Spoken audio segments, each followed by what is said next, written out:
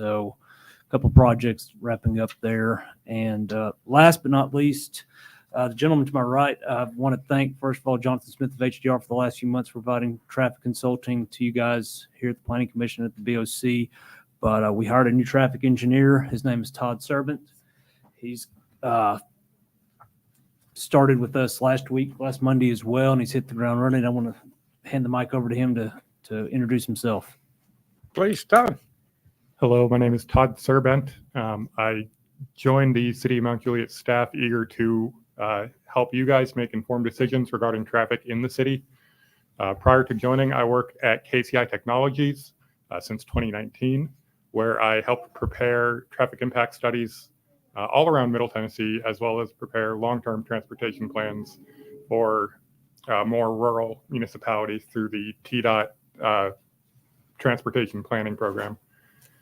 So if you have any traffic-related questions, please do not hesitate to reach out to me, and I'll help get you informed. Wonderful. Thank you. Welcome. That concludes my report, sir. Wonderful. So we've done so many neat projects from the roundabout to the sidewalks and everything. What's next? I'll let you know next month. There you go. Perfect. That's a great answer. Central Pike. What's that, sir? So you did get a mirror up. I'm going to give Matt White the credit for that one. Okay, give Matt White. Okay, Matt White. Well, I appreciate it, Matt, if you're listening. Yeah. Also, I'll definitely speak to Matt and Shane and the staff over at Public Works.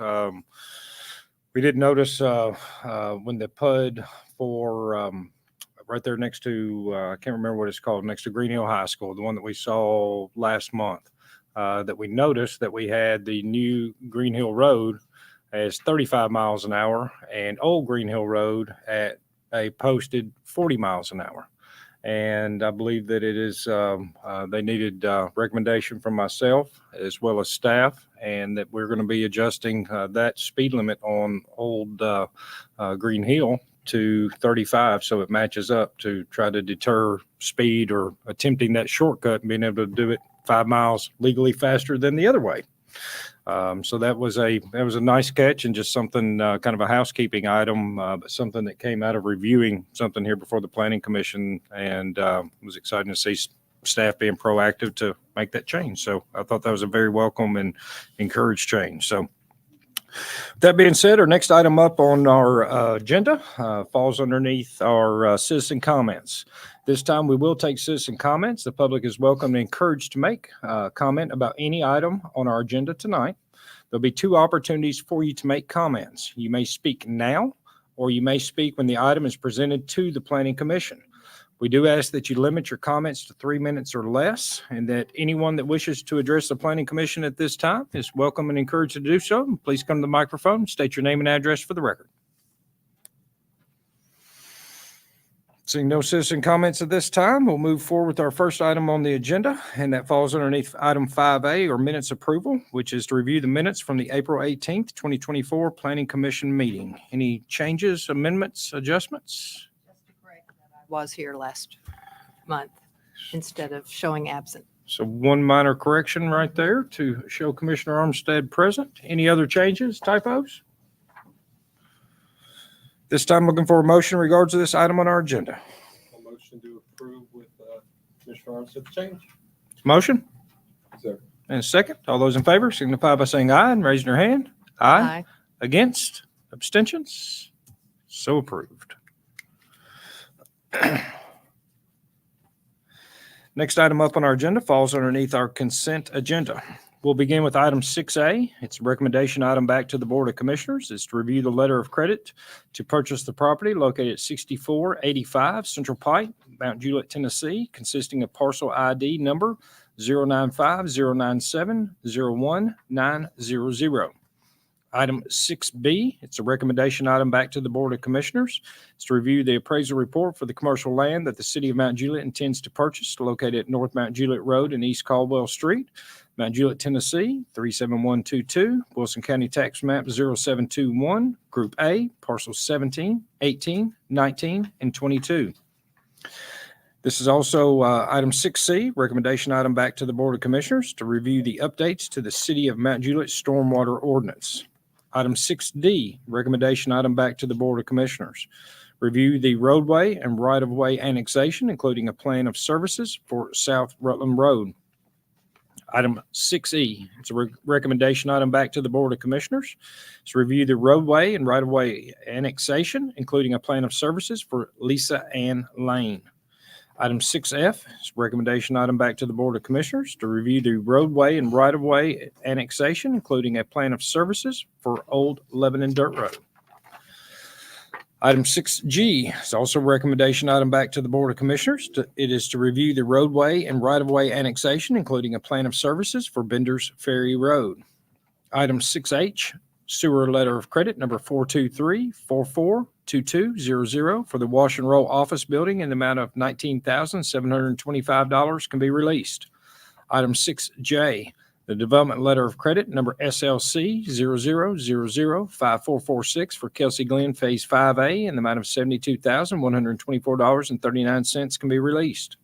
Item 6J, the development letter of credit number SLC 00005532 for Kelsey Glen Phase 5B in the amount of $118,370.59 can be released. Item 6K, review the site plan for Divine Dental Prosthetics located at 380 Nonneville Road. Item 6L, review the final master development plan, site plan for the Villages of Green Hill located at 13506 Lebanon Road. Item 6M, review the final master development plan, site plan for the Bluffs at Cedar Creek located off Lebanon Road. That's a big consent agenda. John, anything from planning? Just a couple of things. I'd like to say that we do recommend approval with all the conditions listed. And then also on Divine Dental, part of this approval, if you approve it on consent here, it includes a facade waiver for its 65% masonry and 35% secondary. Staff thinks it looked good, and that's fairly routine for commercial development. So just making you aware that that waiver request is included in that it be captured and approved. Thank you. Thank you. Shane, anything from Public Works? Staff recommends approval with our listed comments, but I do want to provide an update on item 6F, the annexation of a portion of Old Lebanon Dirt Road. It was brought to my attention last night of first of all, the reason we're annexing that portion of the road is for improvements to be done by development of the McFarland project that came through here probably at the end of last year, at the beginning of this year. And for those improvements to happen to city code, the roadway had to be in the city limits. It was brought to my attention last night that a property owner along Old Lebanon Dirt Road had a legal case regarding right-of-way with another utility that disputed the location of that right-of-way. I've been in contact with the conservator of that property owner, and while this is a recommendation item to the BOC ultimately, as of right now, after speaking with the conservator of that property, that we want to provide this disclaimer to the Planning Commission, but a vote will not be held at the BOC level until the issue is resolved with the property owner. It's clean that way. We want to make sure that the property owner's case is heard, especially since it's been through a legal system previously with another utility. But with that, we do recommend approval on all of the items on the consent agenda with our comments. Thank you. Just added that as a comment to item 6F. Wonderful. Questions or comments from the commission? Please, Commissioner Searcy. On the Carwell Street, what is the purpose of purchasing this property? What is the use? Are we plan? What's the plan for the use of it? John? So I'm not quite sure what the purchase is for. Yeah, do we know if city manager's here We're tonight? paying $4 million for something we ain't even do nothing with. I don't know. I don't think he is. Let me Okay. Do you, without that clear answer, do you wish to take action on that agenda or pull it off and put it to the back of the agenda and we can hear it at the end? Yeah, let's put it off until we find out something. Any Something objection? myself. Yeah, no. Any objection to moving item, that would be item 6B off of the consent agenda? We'll move it to the back of the agenda, so it would fall after item 8C. So seeing no objection to that, maybe can call or text and see if we can get an answer to that one there. And we will move it off the consent and move it back here to the back. So with that being said, we're making an amendment to remove item 6B, which is a recommendation item by the Board of Commissioners. We're moving, it is to review the appraisal report for the commercial land that the city of Mount Juliet intends to purchase, located at North Mount Juliet Road and East Caldwell Street, Mount Juliet, Tennessee, 37122, Wilson County Tax Map 0721. Group A, parcels 17, 18, 19, and 22. It's been removed off the consent agenda. Action will be taken following item 8C, which pushes it to the back of our agenda. The remaining items on the consent agenda remain active.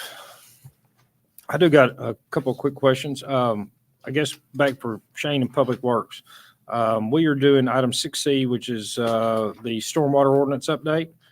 Any changes to that, or is just something that's annual or required by us, or what is, what are we I'm going to doing? defer to my stormwater manager. All right, come on He's over bringing- here to the, Mr. Metters has got this. yes, sir.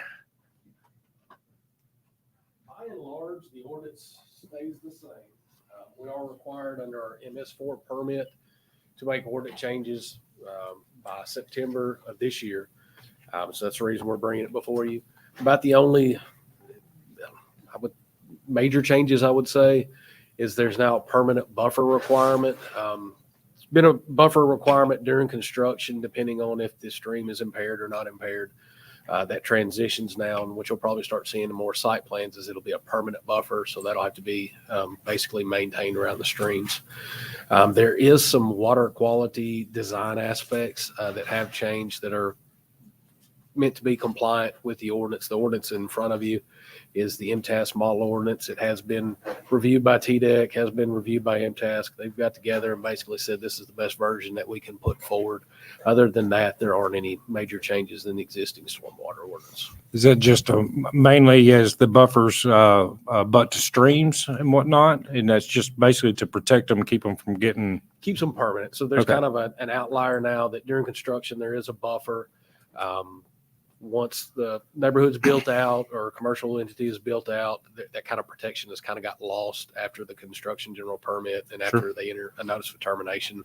In this kind of enshrines an ordinance that buffer has to remain. So it just kind of cleaned up, I think, the intent that TDEC had of keeping a buffer and making everybody put it in their ordinance now in their general their MS4 permit that they'll have to be permanent from now on. very good, very good. Thank you for all you do. So thank you. Any further questions, comments? I got one very small one. There's a gap in the Bender's Ferry right there. Do you know the reason why there's that little bitty gap on that annexation? I was just going off the county map. That's another project that the city required improvements for on the Moss Farm Bender's Ferry development. And when I went to do my research, there was a small gap that was not in the city limits that's subject to improvement. So we brought it all in up to the northern end of the property. But the So- gap, it was there. So on that little map that we were provided on that annexation request, that little gap is already in the city, so we don't have to mess No, with it? it's in the county. So that little gap is really what we were doing. Okay, I thought it was the two colored items, one above the other. It's the smaller one with no There's color a- on it. There's a small gap on one and there's a larger gap. Yeah. The small gap was in the county. How it ended up that way, I do not know. But So we're we're- bringing it all into the city That's what we're limits. trying to get. Easy enough? Yeah. I was like, why would we go here and up here, but not right here? Okay. Wonderful. This time we'll take citizen comments. Any citizens wishing to make comment about any item on the consent agenda, welcome and encouraged to do so. Please come to the microphone, state your name and address for the record. Seeing no citizen comments at this time, looking for a motion in regards to these items on our agenda.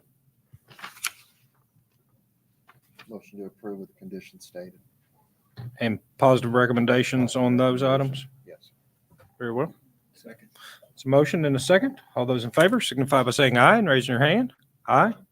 Against? Abstentions? So approved.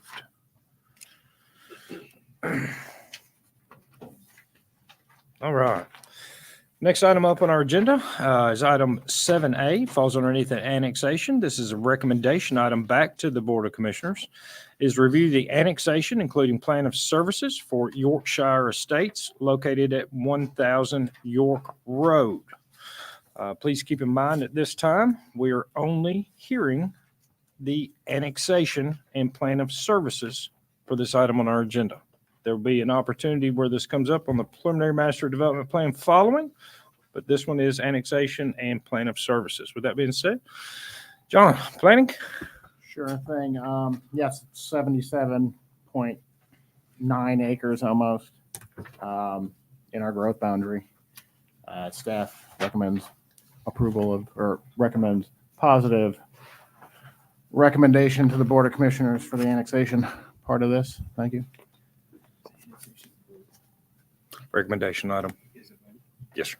Well, it won't be the questions from Commissioner Hefner, it is a vote. It's a recommendation item back to the Board of Commissioners where the Board of Commissioners would Yeah, I ultimately. thought we changed that to a vote, and if it fails, it fails here, but can be sponsored. Land use only. Isn't that land use Is that land only? use? Okay. All right. So Thank this you. doesn't require, I guess, doesn't require a land use amendment. So in this case, it's Correct. just annexation and plan of services. Yep. Yeah. You're correct. Thank you. Anything from Public Works in regards to the annexation? No, sir. Very well. Questions or comments from the commission? Is this a property that the York owners are concerned about, this particular annexation property? That would have to be my assumption. Yes, ma'am. Okay. Is there anything that we're just in the annexation part of it? Is that affecting what they're concerned about concerning roadways? Probably more appropriately addressed at the preliminary master development plan rather than the annexation and plan of services. All right. Yes, ma'am. So we haven't gotten that part yet, even though Correct. we have all this stuff. Yeah. Okay. Please, please. With the annexation, if we don't annex it and into the city, it will still go to the county and it can still be developed. York Road is a county road, so Correct. that answers your question. Yeah. Yeah. And they could change the density or anything if it goes to the county. Correct. Point. Further questions, comments? At this time, we'll call for citizen comments. Anyone wishing to make comment in regards to this item on the agenda is welcome and encouraged to do so. Please come to the microphone, state your name and address for the record. Seeing no citizen comments at this time, looking for a motion in regards to this item on our agenda. I'll make a positive motion, or positive recommendation rather, to move this to the Board of Commissioners. Can I second your motion and add something to it that should the preliminary master development plan not pass the Board of Commissioners, that it diverts back? Yep, that's fine. So that gives us a motion and a second. All those in favor signify by saying aye, and raising your hand. Aye. Against? Abstentions? So approved. Or so positively recommended. I said so approved. Can't be that. Next item up our agenda is item 8A. This is also a recommendation item back to the Board of Commissioners. It's to review the preliminary master development plan PUD, including a rezone from Wilson County R1 to City of Mount Juliet RS20 PUD for Yorkshire Estates located at 1000 York Road. John, planning. Well, yeah, this is that lot that we just talked about with the annexation, 77.86 acres. Their proposal is for 80 single-family lots. So you have a density of 1.03 units an acre, so that's firmly in the low density category overall here. And kind of tagging on that, if you look on the staff report and on the plans, they're requesting an RS20 base zoning. I would like to add to the list of conditions that, of course, if it's okay with you all, that the base zoning be RS40. Because the density is below an RS40 zoning max density. So the RS20 is kind of irrelevant. You know, you could get accomplish the same thing with the RS40 base zoning, and then you have an RS40 base zoning up there, which fits the area better. Doesn't change anything else about this plan, about this PMDP, just that the base zoning would go to RS40 rather than RS20. So like I said, 80 lots, 1.03 units an acre, 200 people estimated population and build out. Regarding lot size and all that, we have that 10,000 minimum and 15,000 square foot average. These are within that requirement. They're asking for a few waivers here. You can see on the staff report that we basically support all of them. Things like fairly standard things, 50% brick, 50% mix of masonry and cement, fiber cement. Setbacks, they're modifying. They're requesting for a smaller front setback from 30 to 25, and then side setbacks from or side setbacks down to 10 feet, which is fairly typical for our PUDs. You know, we don't see too many below that.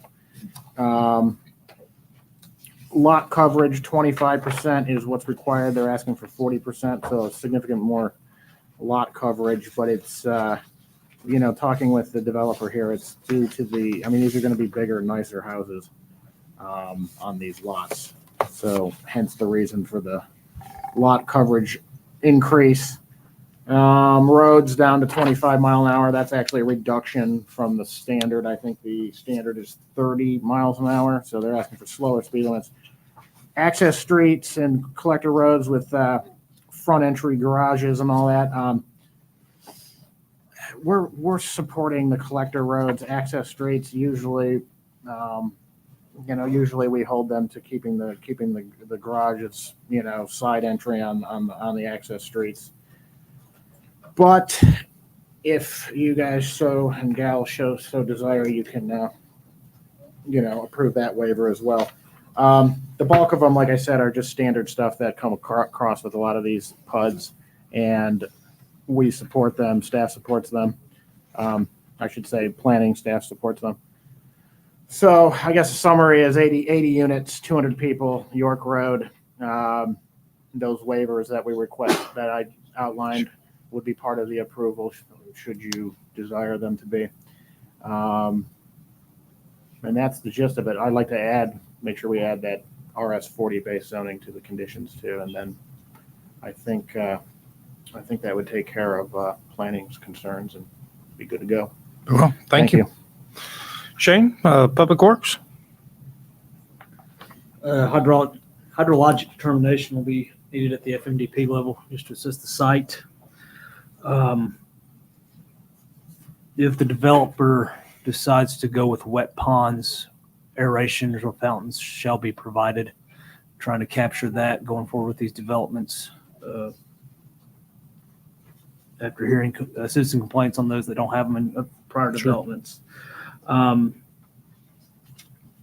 John hit on our comments number 8 and 9 about the variances. And I do want to hit on comment number 7. A large portion of York Road is not in the city limits. And we would like to request that, if this were to move on and be approved at the BOC level, that the developer reach out to the Wilson County Road Commission and that the city receive a copy of any road improvements that are proposed by the Road Commission in Wilson County. We've also asked for the intersection on the main intersection in the development, construct a roundabout like we've done in other residential developments. But if a four-way route is chosen by the developer, that a warrant analysis be provided at the final master development plan stage. With that, those highlight our comments, and we recommend recommend this for approval with all of our staff comments. Thank you. Sewer available to them? Yes, Sewer? sir. It is? It will be available as part of the Bender's Ferry development. Questions or comments from the commission?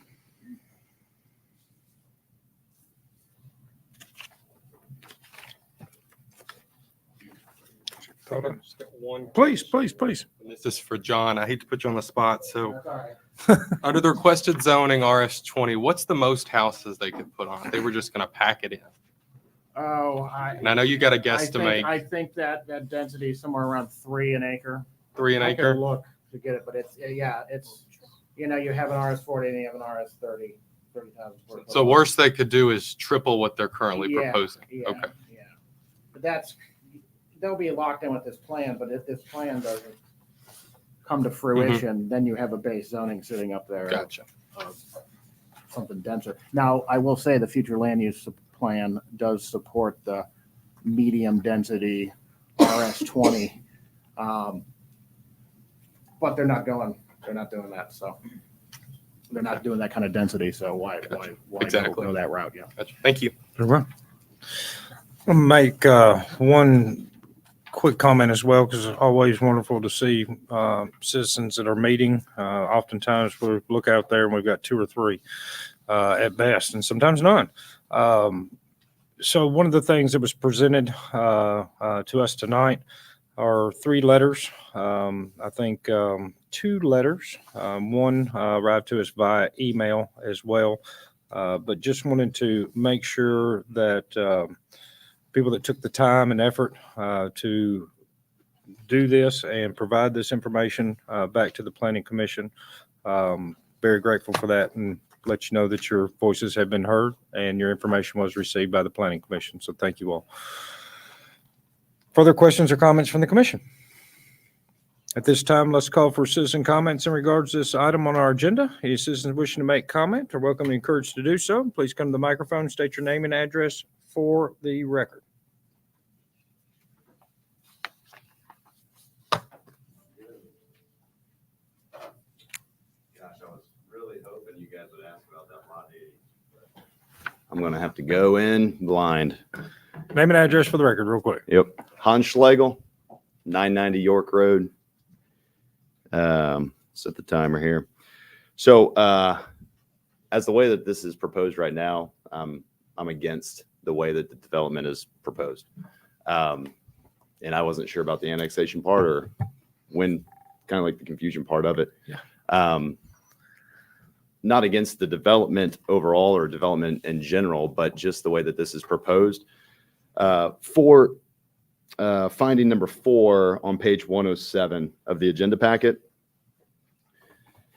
it says that this would not materially be beneficial to a property owner or a small group of property owners and will not be detrimental to the general public. As this is currently proposed, here's 3 reasons why this is detrimental. Number 1 is the firing range. If you look at the next 3 sentences below that sentence on page 107, in the overview, the very first sentence says this property is 77.86 acres on the northernmost end of York Road and sits adjacent to the city's firing range. I don't even know why we need to continue. Number 2, traffic. Right now, we have 15 residences on York Road, 15 living units. Traffic study that I've conducted on my own with cameras. May 2nd, we had 184 cars drive on York Road. That's during the week. Maybe a weekend's different. May 11th, we had 113. And this past Monday, we had 128. We're talking about quintupling the number of residences on this one road. not to mention the city dump trucks, the construction traffic, everything else. Like, it's just, it can't handle that. That's detrimental.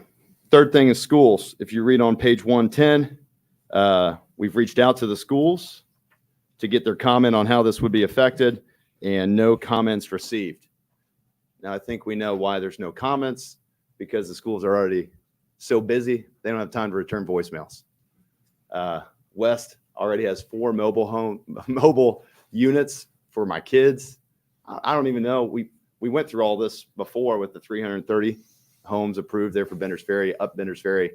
This is detrimental to the education system in general. Back to that point, they're material beneficial to the property owners. This is in District 1. This is Ray Justice's district. And if I'm not mistaken, this property, he was the selling agent on this property. Richard Van Cleve, he owns 20 acres that's abutting this to the north that touches Liberty Chapel. He's the developer for this. So it's kind of hard to sit here and look at how this is detrimental and how there's very few people who are benefiting from this and just ignore it. So I just would strongly encourage you guys to consider that. I'm not up here to just point out problems. The solution that I have as I look at it, because I'm not against the development, but when I look at the map, what I think would just be less detrimental traffic wise, safety for trucks in and out, people on the road, everything, is that we would look at that lot 80 and we have 2 solutions, but the one that I see that's the easiest is just running it straight north to Liberty Chapel. It's Richard already owns it. He owns all of that. And it's a straight north-south road. It would have one turn, 190-degree turn, and be right into the development. So I just encourage you guys to consider that. I think everybody would still win in that compromise. So I know I'm over, so I do appreciate Thank you. your time. Yes, sir. Okay. Thank you.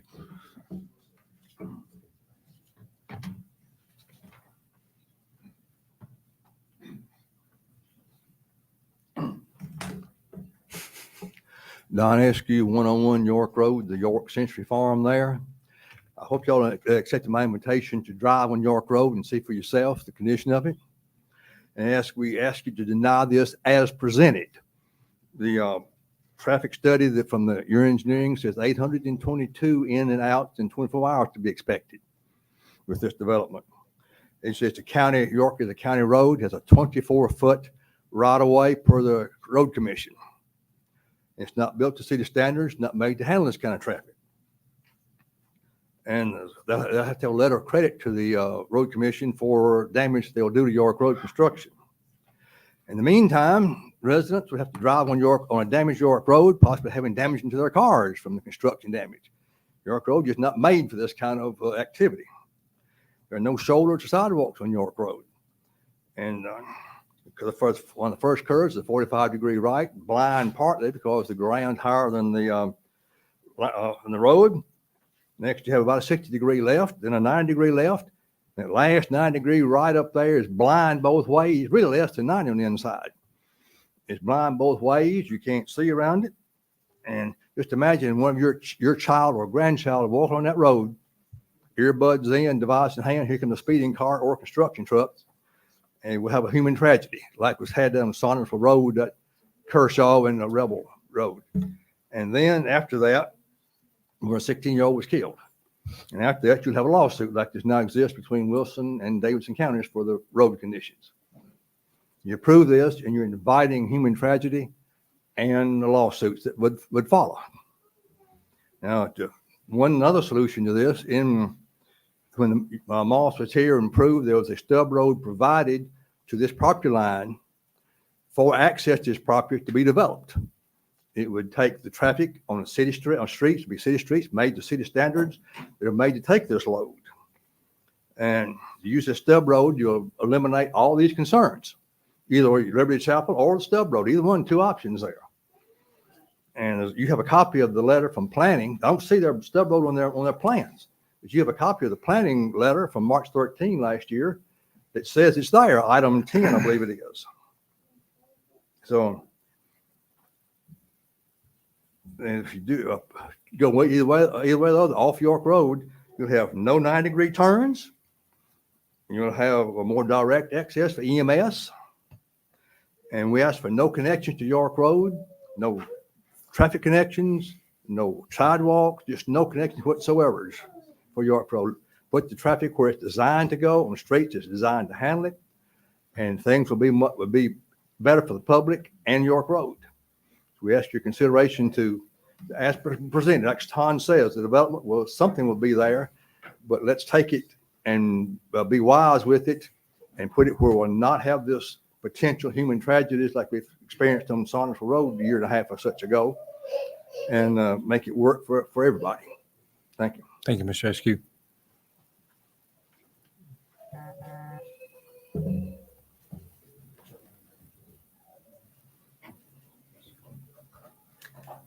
My name is Jennifer Eskew. That is my dad, obviously, and I live on 101 York Road.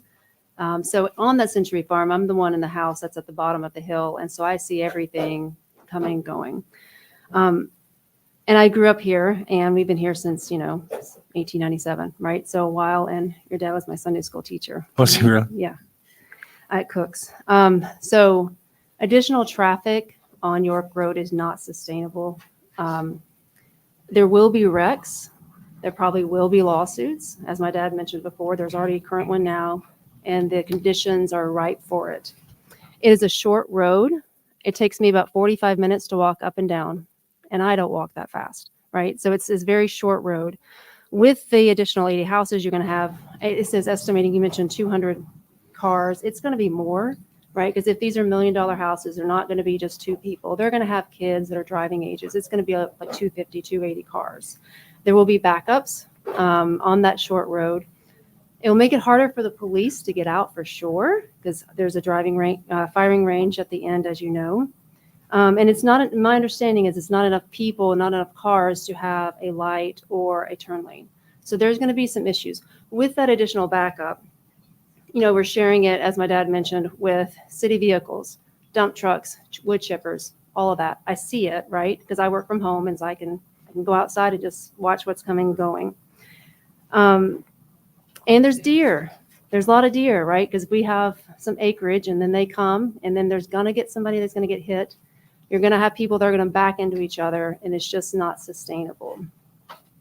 So I do walk it. There's other people that that don't live on York Road that also walk the road. We've encountered some of those folks as well. There's going to be an accident, Saundersville Road, like my dad said, mentioned before. It's probably going to come, so just be ready. And the last thing I'll say is, like we mentioned, the firing range, which I like because it's there. Y'all are warmed up and ready in case anything happens. You're close. I like it. It's obviously currently a sparsely, populated area. You add in these $1 million houses, and what happens if there's a mishap, right? What happens if there is, you need to practice at night? Obviously, daytime shooting is different from nighttime shooting. And what happens if there's a mishap? It's going to be on our city, and it's going to be a PR nightmare. So some things to think about. Everyone wants to move here because it's a great place to be, and they want to move away from all the density from where they're coming from. And we're kind of turning into that of where they fled from. So some things to think about. And I think my 3 minutes are up. So thank you. Thank you.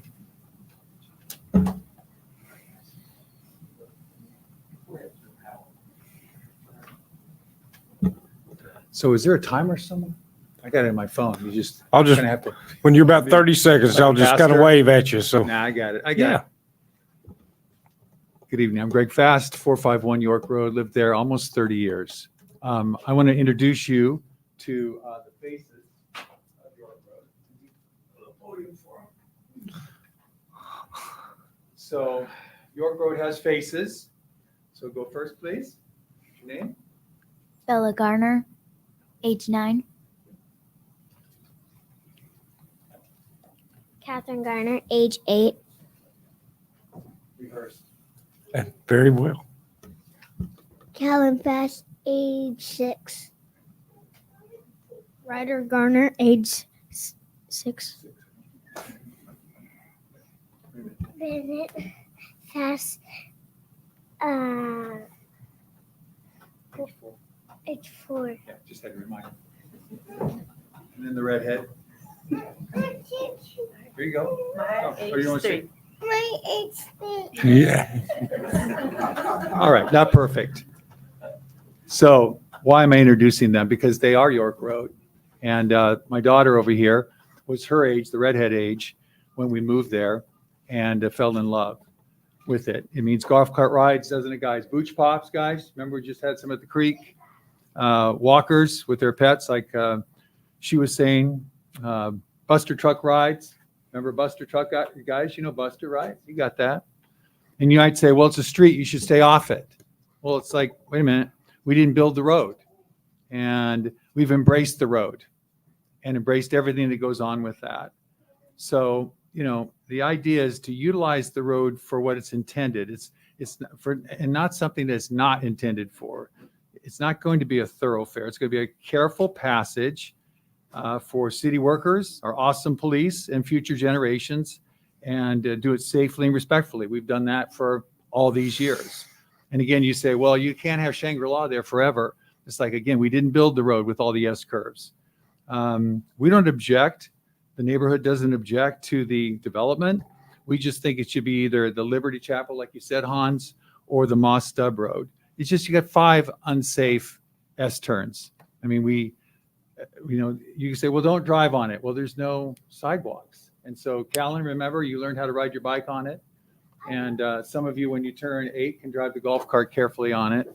So, you know, we got flooding issues, of course, the shooting range, deer. I go to the gym in the morning, I see 10 of them. But, and then the construction. So, you know, my thought is that, you know, you will build, yeah, but do it rationally with careful consider of future generations. And, oh, by the way, they're not all here. We have 4 other ones that I was going to bring, but too young. All right, look at that, 257 out. Thank you. Thank you. You guys. Yes, sir. Thank you. We will clean up.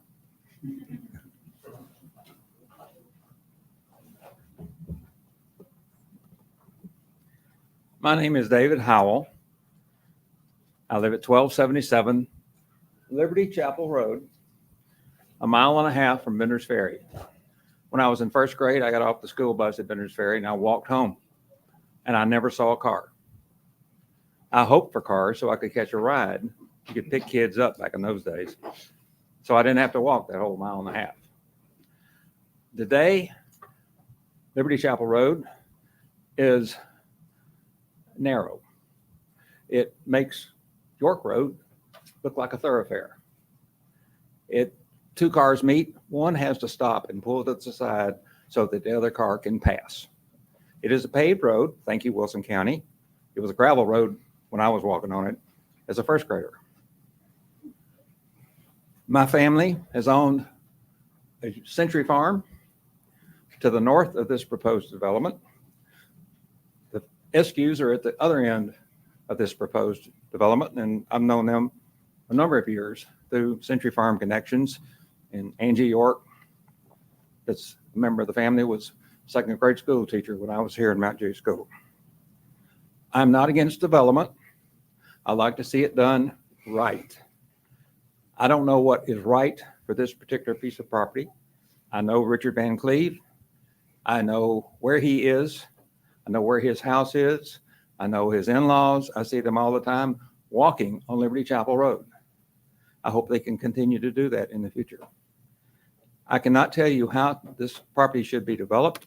I am not a developer, but I do know that there has to be a way to control the traffic, whether it goes York Road, Liberty Chapel Road that is greatly widened, or by helicopter. I don't know, but that's going to be the main problem as far as I see it. I like to see nice houses built. So I'm not going to stand here and talk all night. You'll say, oh, he's just an old slug that doesn't like development, doesn't like progress. My father caused a huge problem. He was one of the original commissioners of the West Wilson Utility District that got public city water put in this town. And as a result, growth has expanded ever since. So it's all his fault. Thank you very much. Thank you. That's neat.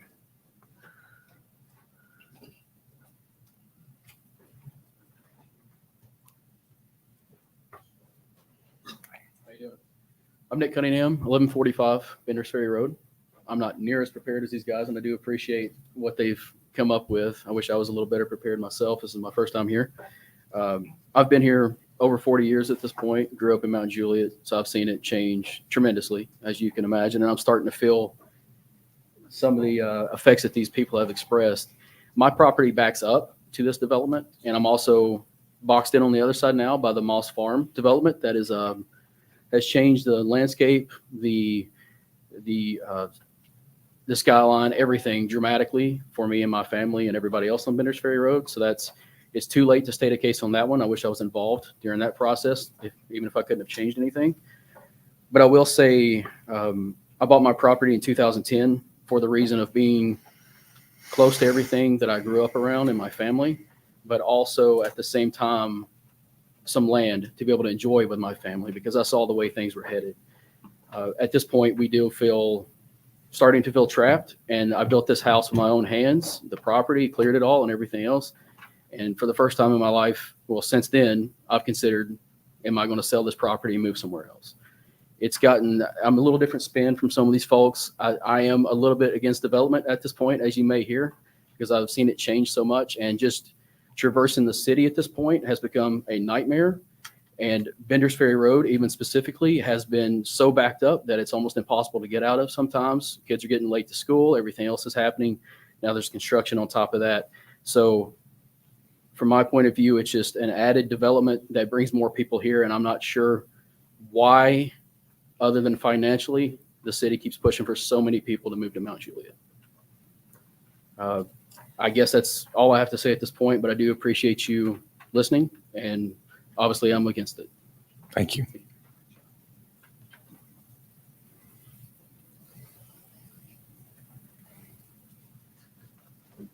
Please. Name and address for the record. Yes. Joe Haddock, CSDG 2305 Klein Avenue. Appreciate your time this evening. As always, thank you for staff for helping us get through the process, guiding us to get to you tonight. As John mentioned, you have a low density request tonight, just over 1 unit per acre. I think by any measurable standard, that's the lowest density that I know our office has presented before this body.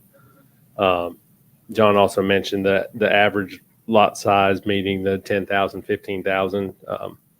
These lots on total, excluding the largest lot 80, we're showing an average of just under 25,000 square feet across the board, with everything hitting the 20,000 square foot mark. So again, large lots, at least 100 feet wide. We are in agreement with all staff comments and conditions. There has been a traffic study conducted and submitted as part of this project, as is per standards. No improvements noted as part of that. Y'all have heard me multiple times talk about schools, right? Everybody knows this is zoned for West. I believe this body is also aware that the new school at Legardo is under construction and slated to open in end of next summer, which will relieve that overcrowding that is currently seen at West. Now, even with 80 lots, you're only anticipating about 26 students. So that's about 9 per elementary, middle, or high school level based on the typical split we see. So 9 elementary students, 9 middle, or 9 high school. Could skew a little way, but 26 total based on the standard that we would use to estimate that.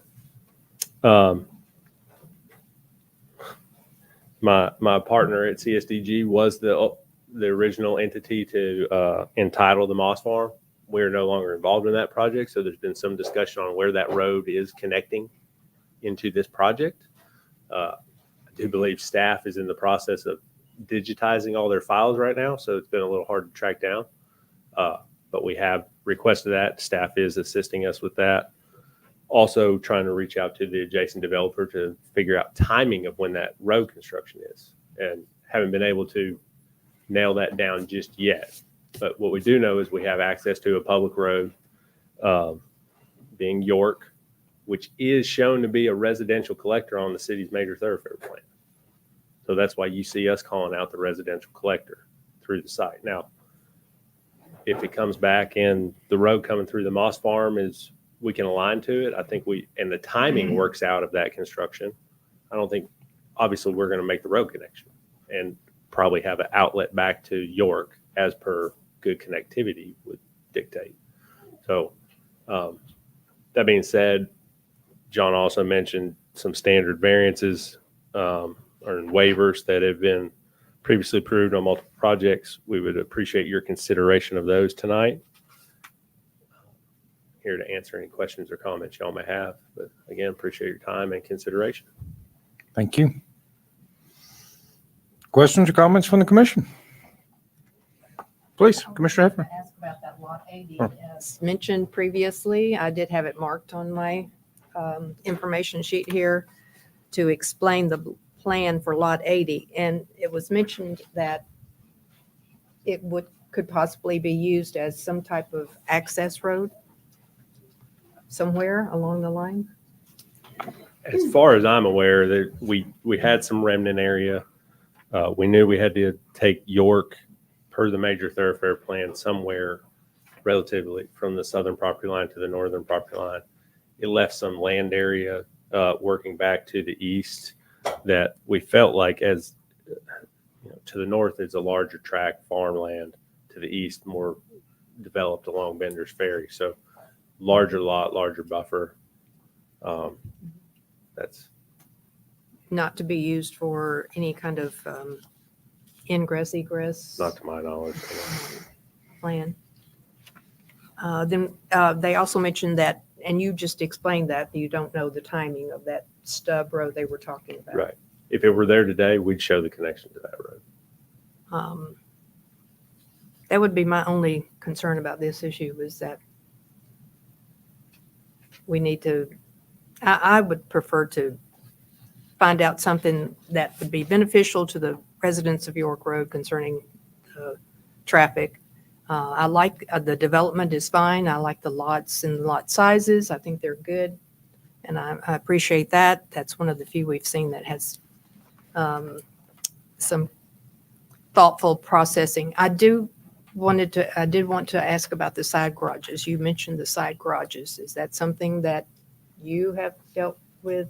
Yeah. With the developer here? Yes. So probably more recently and under construction now, what you would see at the front of the new Wintry Pines neighborhood. So a community collector road, side load garages. So you don't want that front facing garage, which we're good with on the collector with the single driveways, as staff said they could support. So the question becomes on, should have brought a bigger map, from the collector road to the four-way intersection, which would be considered an access street. We were asking for a waiver to have front-facing garages along the access street there. Ends up being about 14 lots total. Because once you get past that intersection, access lane, those lots by code can have a front-facing garage. So we felt like along the collector here, you have one look, and just to create a uniform look as you're moving towards the rear of the community to allow, it's just. So 14 out of 80? Yeah, so 14 out of 80, yes, ma'am. Mm-hmm.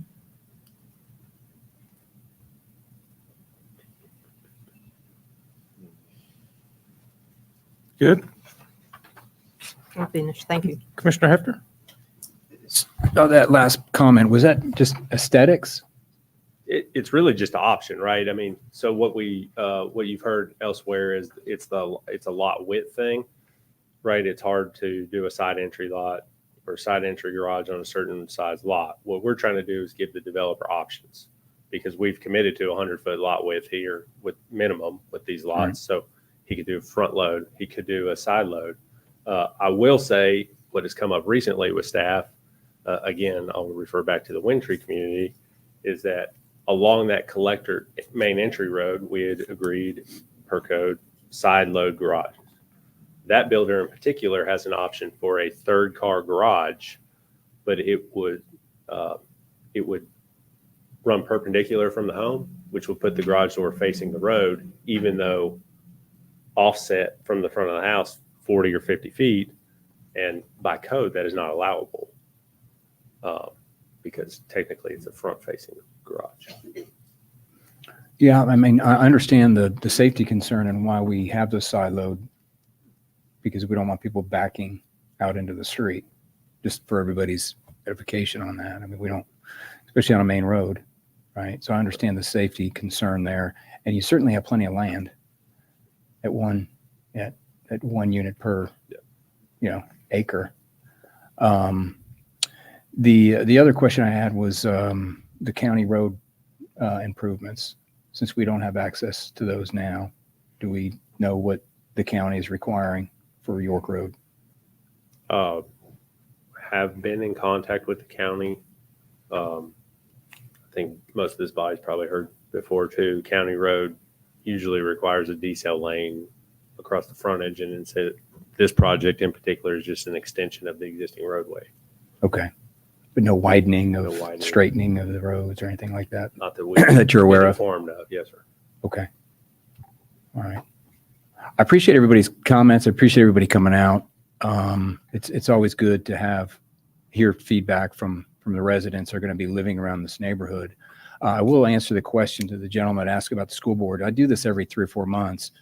As I pull statistics from, these are households that have not been built in the city of Mount Juliet.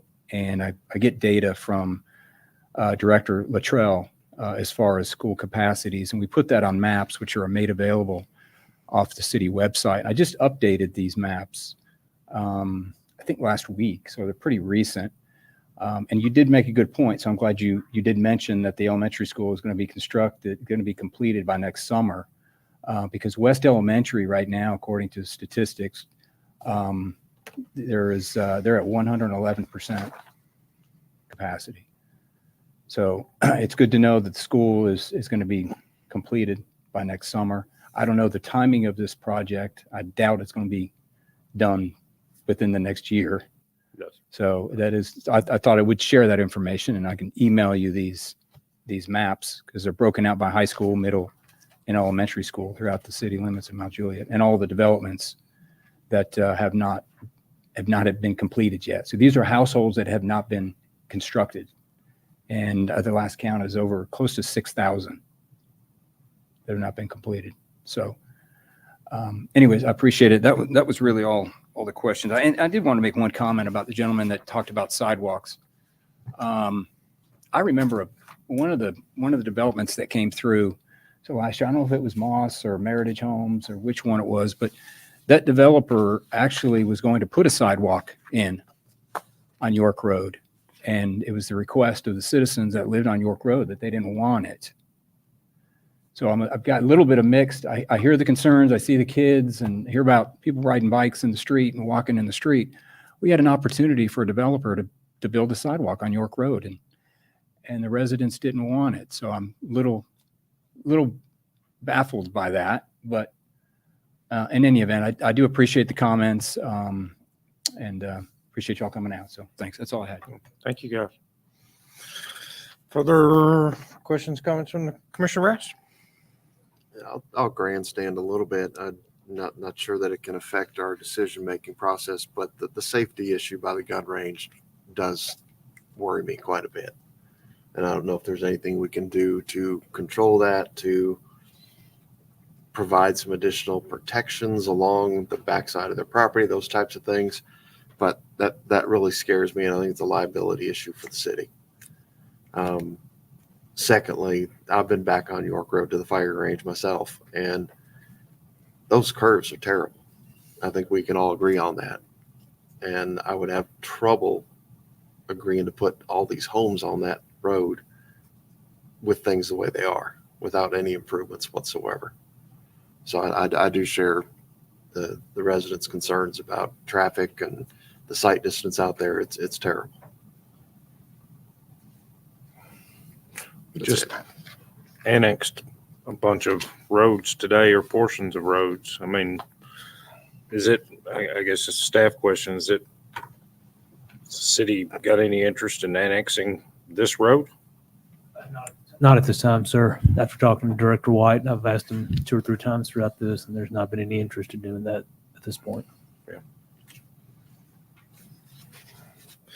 Yeah, always a interesting quandary, because one of our main roads that I travel on each and every day is South Green Hill, and South Green Hill was never ever designed as well to do what it does to this very day, nor North Green Hill, which we found an error in as I mentioned, an error in a speed limit just on that. I mean, you can keep on going to Saundersville Ferry to Nonneville to, I mean, X marks a spot. I mean, we never imagined. I got out of school here in 92, and I think we're around 3,200 people in the city. If that, I might be wrong on how many people were in the city limits at that time of my graduation, but I tell people often that for my football fundraiser in 9th grade, I stood at the 3-way stop sign at Lebanon Road and Mount Juliet Road, so I wouldn't ask a child to do that anymore. It's changed a lot, and a lot of our roads here are having that. I will say, as well as, I guess, the longest tenured member up here of our planning commission, I guess outside of Commissioner Searcy over here, is that a lot of our road improvements and necessary improvements are being done via development in the city, as well as city contributions on top of that. And I mean, you can see the efforts of the city, hiring a traffic engineer to be part of our public works system. Not a lot of cities of our size have a resource such as that, or the ability to hire, make a kind of a hiring decision as well. So it doesn't fall on deaf ears. And I'm certainly a preservist, somebody that's been here my entire life, and someone that wants to live here my entire life as well. So everything's definitely heard and felt, regardless of the way your votes or anything goes. I appreciate you guys, and thank you to all of those. Are those kids or grandkids? All of them? Hats off. Hats off. That's great. Been involved in a lot of meetings. I don't think I've ever seen anything like that. So that's we do a lot of. Oftentimes, one of the things we do see here is our scouting programs will come in and do their one of their civil merit badges here via attendance. So it's always nice to see children involved, because the quicker that we can get them involved in civic duties, the more that they'll become responsible as well. As you mentioned, my dad was your Sunday school teacher. He always taught me, if you're going to take a little bit out, make sure you put a lot of bit back in. So that's the reason why my presence is up here today, and a lot of his influence as well. So can definitely share that with you. With that being said, close citizen comments at this time. Sorry, only one chance. Yeah, please. And this might be for staff as well as the developer. Is there a way that we can include a waiver into the deed and or purchase of the property that any homes or lots purchased have an acknowledgement that there's a firing range nearby that would add some level? Too, because one of our conditions on here was just that, how do they intend to notify future homeowners that they're might be purchasing a house next to that?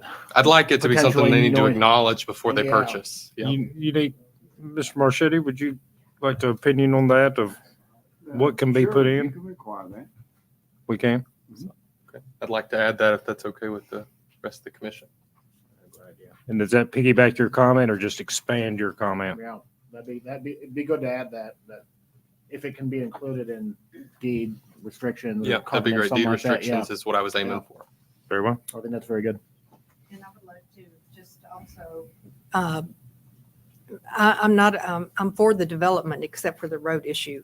And if we can find any way to create an avenue for that to take place, then I think we're in a good place with the development as such. Yes, ma'am. Wonderful. That being said, I am looking for a recommendation or a motion in regards to this item on our agenda, which would fall underneath the recommendation back to the Board of Commissioners.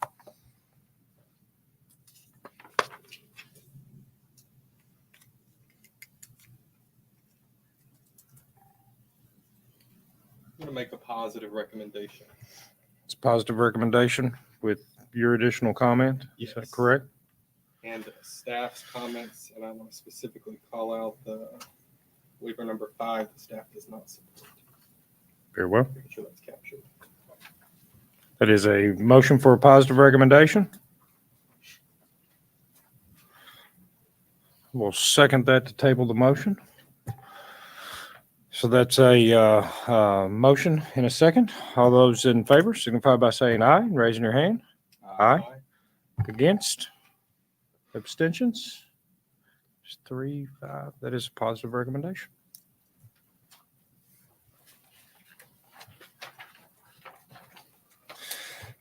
All right. Board of Commissioners is going to have a lot going on. Almost everything tonight is a recommendation item. So let me clarify as well for those in attendance. I know that you guys have been down this road as well because so many familiar faces now with you guys. Positive or negative recommendation, that item or any item that I say is a recommendation item back to the Board of Commissioners. Whether that be positive or negative, it still goes forward to the Board of Commissioners. So even if this body had given that a negative recommendation, it would still go forward for a final decision by our Board of Commissioners. So it does require 2 readings before the Board of Commissioners. So make sure that you follow this through because it's ultimately where the vote would take place and the final decision towards this would happen.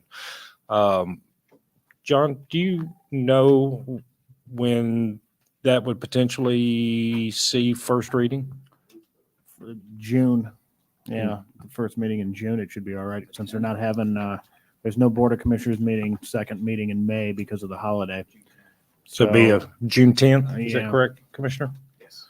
So that would be the first reading for this, and probably all these recommendation items on this agenda tonight will be heard on June 10th at the Board of Commissioners meeting. So definitely encourage you guys to follow through and yes, sir. Yes, sir. Exactly. Thank you, guys. And the 24th, if it's not deferred, the second. Yeah. And the 24th of June for the second reading, if it's not deferred. Yes, sir. The 10th would be its first reading. So should it pass or fail, it still has a second reading. Well, if it fails. it's Yeah, dead. if it fails, it's dead. So if it passes on June 10th, it would require one more meeting, and that would be the 22nd. 24th. 24th, sorry. The 24th would be its second reading should it pass the first. So June 10th is your main number 1. Yes, sir. When you asked the developer about that sub road, does that come in later? He has an assignment, right, to see what the timing of that's gonna be. Is that how it works? Yeah, we're He gonna, asked about it. yeah, we're gonna want to know that at the BOC for sure. So that gets asked. Yeah. And if he doesn't have the answers, we'll end up having to defer it. Thank you all. Thank you so much. Yes, sir. Our next item up tonight also falls underneath a preliminary master development plan. It's item 8B. It is a recommendation item back to the Board of Commissioners. It is to review the preliminary master development plan PUD, including a rezone from CTC to CTC PUD for Everett Downs mixed use located at 1919 North Mount Juliet Road. John, planning. This is just a preliminary master development plan, no annexation, no land use. Not even any change to the base zoning. It's already zoned CTC, Commercial Town Center. They're just asking for the PUD overlay here via the preliminary master development plan. What you're looking at here is east side of North Mount Juliet Road, over there like north of Witt, south of Division, that parcel over there. It is one parcel right now. It's 11.7 acres about. What they're proposing here is a mixed use PUD with 4 commercial uses, retail, restaurant. And as well as that, there are 3 apartment buildings. That's 1-bedroom apartments. there's going to be 117 apartments in these three buildings. And you're going to have the commercial component is larger than the residential component. There's more to it there than usual on these mixed use items here. So what you're looking at here is 51,255 square feet of commercial use over a couple different buildings. And then there's the 117 one-bedroom apartments located on the, southern portion of this site here. If you look at the waivers requests there's a number of them. However, they're all pretty routine for something like this as well. I think the only one staff does not support is the omit landscape buffer between residential and commercial areas of the PUD. There's one of those multifamily buildings you'll see there is awfully close to the commercial uses, so we'd like to see some type of screening in between there where they're close. The rest of these waivers, though, I think are reasonable for a PUD such as this. And if you all agree, that would, approval of them would be part of the approval here. But again, it's PMDP, so all these buildings, all these sites will have to come back before you for site plan approval. This is just to establish the PUD. So if this gets approved by the Board of Commissioners, then each of these sites comes in with a site plan. And at that time, we'll be looking for compliance with all these conditions in this PMDP. We'll be looking at parking, more detailed.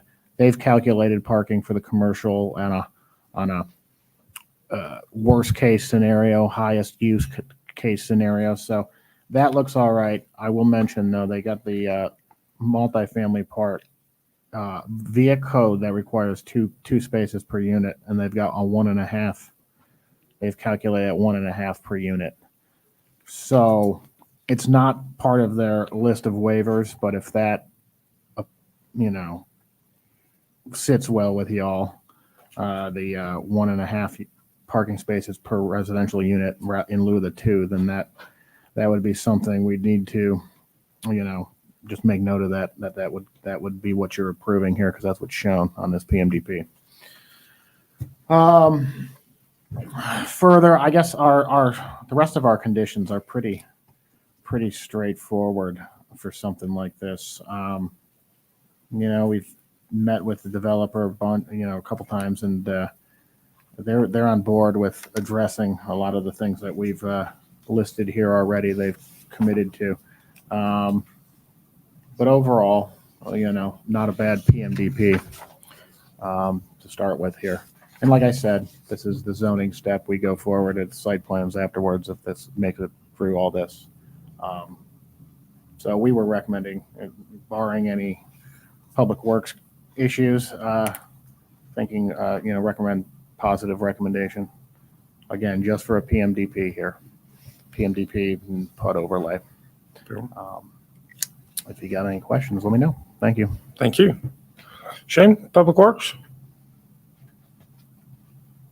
I just want comments I want to highlight are any construction activities, which the plan does not show before you tonight.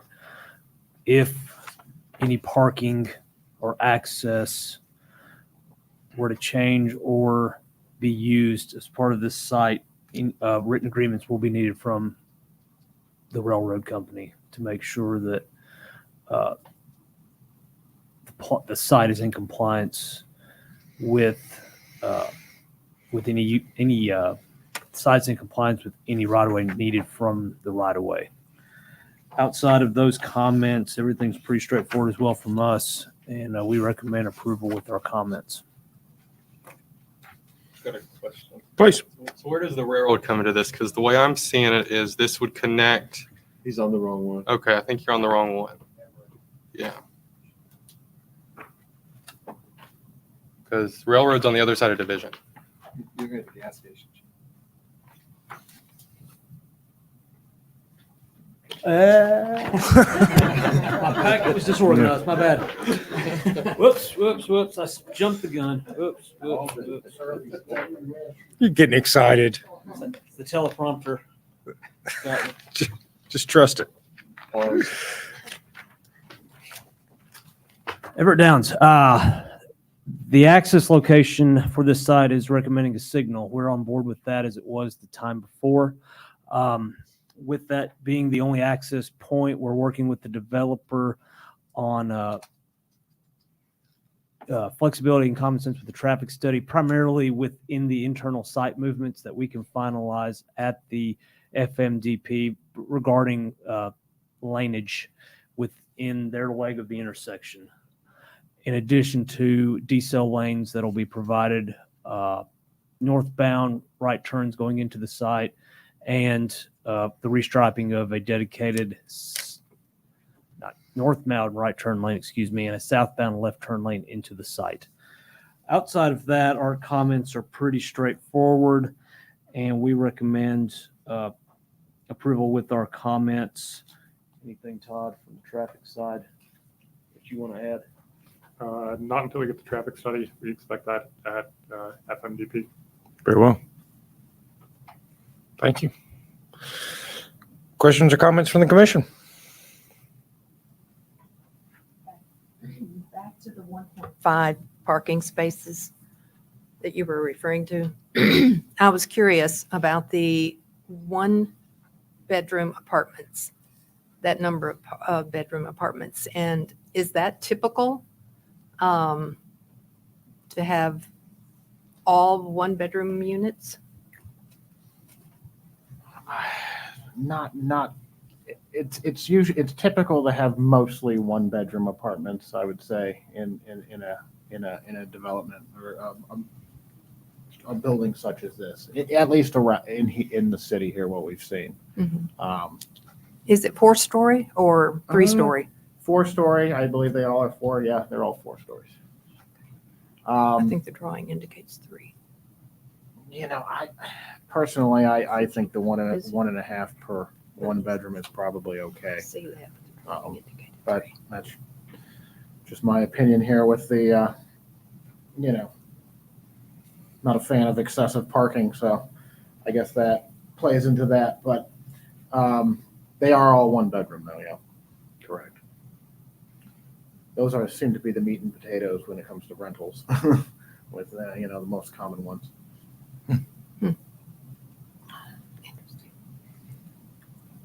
Further questions, comments? Commissioner Hefner, please. Gosh, 4 years already? I think this is the first plan we're actually building the commercial first, which is, I know I've only been here a short 4 years. Well, maybe part of that's 1 year, seemed like it was 4 years. But I really appreciate the developers building out the commercial first as phase 1, and then adding the high density as a later phase. So I do want to point that out. That's usually we see it the other way around. Usually developers are building the high density and then coming back and building the commercial when they get around to it. So this is actually a refreshing change from what we're used to seeing up here, or at least what I'm used to seeing up here. Yeah, as far as the one bedrooms, I think 1.5 is perfectly fine. You're going to have some individuals living in the one bedrooms, so it's not like I lived over at Vintage Station.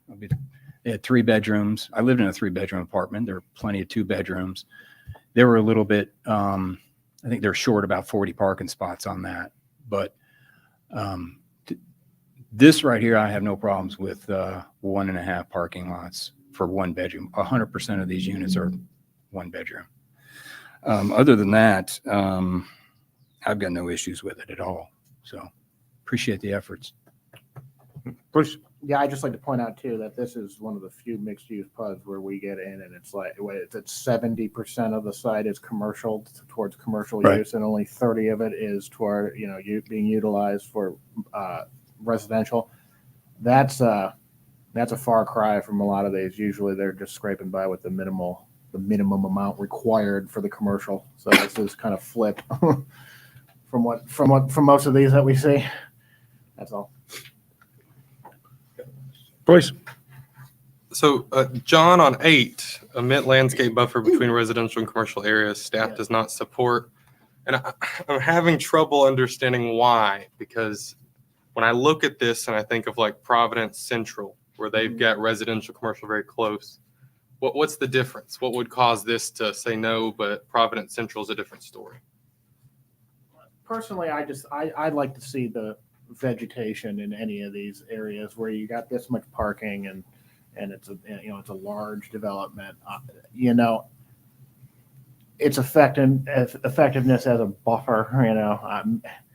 There's a dumpster over there. There's going to be a truck servicing the dumpster. There's going to be deliveries to that building. There's going to be noises and activities over there. I know where I live. I live in a townhouse development, and like I can hear the shopping center, several blocks away in the middle of the night when the trucks come to empty out the trash cans.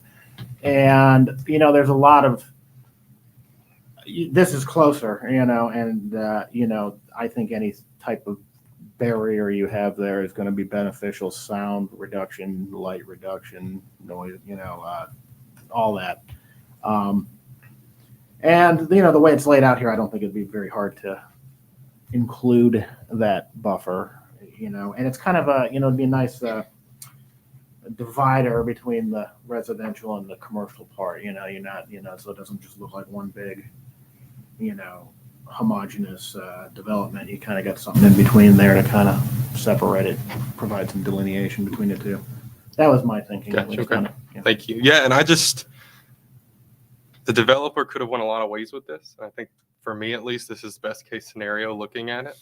So I just want to commend the project as a whole. It's nice. It's level-headed. It's intentional. The commercial's going first. I can say I've been on. This marks a year that I've been on planning this month, and this is probably the best plan I've seen PMDP wise. So I'm really in favor of it. Is there a comment that I read that we wanted to push all the buildings to the North Mount Juliet Road? Yeah, we asked that of all of these kind of downtown along the main road projects. It's like I've said before on other ones, it's not in the code per se, but we can ask it. It's a PUD, preliminary master development plan.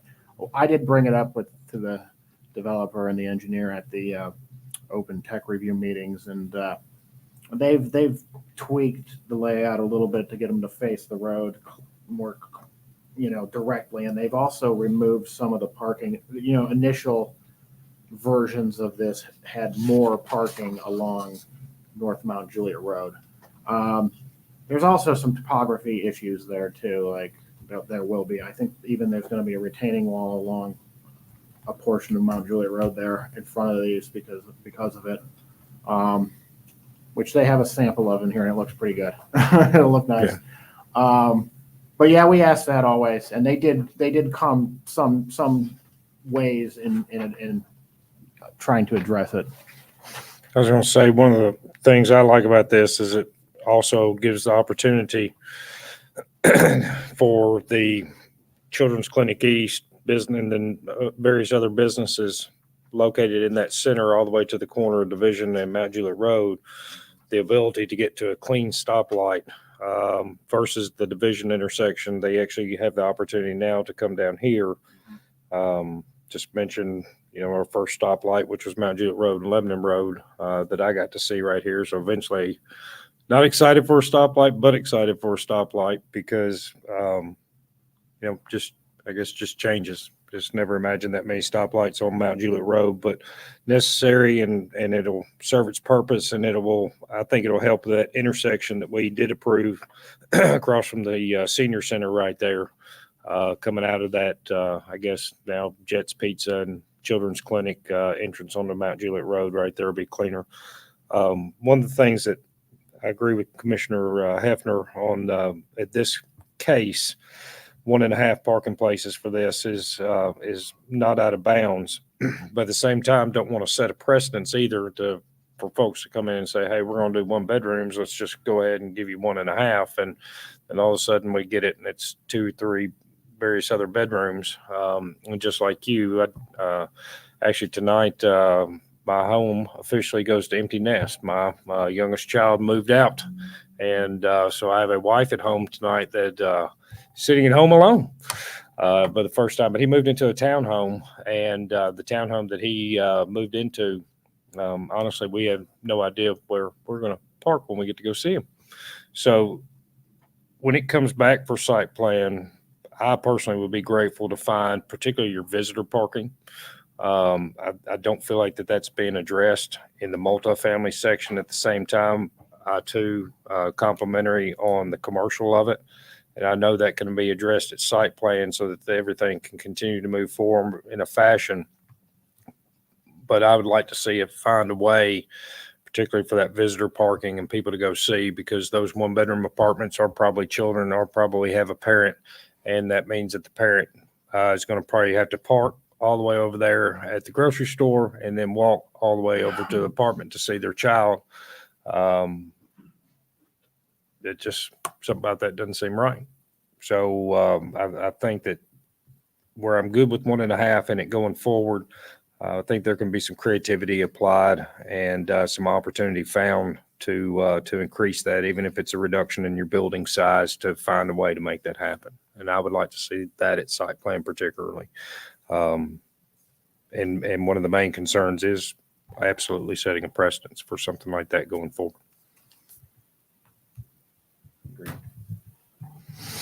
Further questions or comments?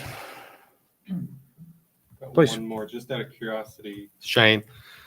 So where they've got the red light right now, do you foresee any long-term issues with getting out of Mount Juliet Church of Christ? And I'm kind of guesstimating, I'm looking at our Exhibit A and I'm looking at the map trying to see, I know they're not butting up next to each other, but I mean, do you foresee any issues on peak times? It might be good for our new traffic engineer too. So a signal at this location might actually benefit the Church of Christ, even without that particular parcel tying in. Signals are very good at platooning vehicles.